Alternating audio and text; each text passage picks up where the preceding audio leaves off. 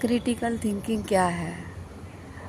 Critical thinking मतलब कि जब हम डीपली सोचें किसी बारे में कि जो भी हम डिसीज़न ले रहे हैं वो हम रियलिटी बेसिस ले रहे हैं और या फिर ये हमारा एजम्पशन है और दूसरे हमें जो कह रहे हैं उसके हिसाब से हम डिसीज़न ले रहे हैं।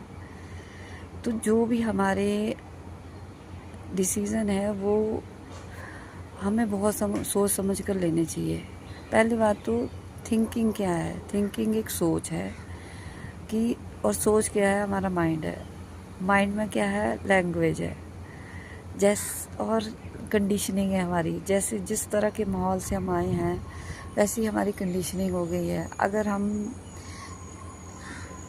यहाँ जहाँ भी पैदा हुए हैं वहाँ ना पैदा होकर कहीं दूसरी जगह होते तो हमारी सोच वहाँ के माहौल के हिसाब से होती। परंतु जैसे भी हम हैं तो हमें उन्हीं चीज़ों को एक्सेप्ट तो करना पड़ेगा। लेकिन क्या सही है क्या गलत है वो हमें ज़रूर सोचना चाहिए और जो डिसीज़न है वो वाइसली लेने चाहिए, रियलिटी बेसिस लेने चाहिए और इमोशनली हमें इंटेलिजेंस बनना है। ऐसे नहीं है कि जो भी कोई भी बोले उसी की तरह हो जाओ।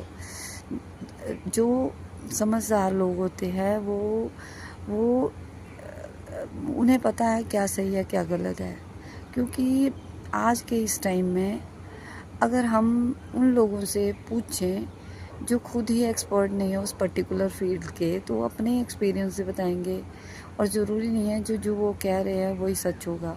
और जब हम स्ट्रगलिंग फेज में होते हैं, जो भी हम काम कर रहे होते हैं वो ना ही हमें पता होता है कि हम सक्सेसफुल होंगे या नहीं होंगे, या ना ही दूसरों को पता है। दूसरों को तो क्योंकि उन्होंने वो एक्सपीरियंस ही नहीं किया, उनको तो बिल्कुल भी नहीं पता है।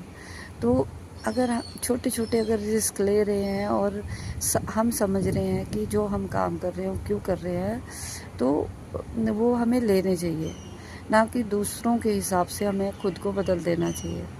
तो क्रिटिकली सोचें कि और क्वेश्चन करें खुद से कि आपके लिए क्या सही है क्या गलत है, और जो लगे कि सही है उस पर अड़े रहें और बार बार वो काम करें। तरीके चेंज करें लेकिन वो काम ना बदलें बार बार। और इस तरह से जब हम किसी भी चीज़ में एक्सपर्ट होना चाहते हैं तो अगर हम 10,000 घंटे देते हैं तो हम उसमें बेटर बनते हैं। तो अपनी थिंकिंग को इम्प्रूव करें, सोच समझ को बेहतर बनाएं और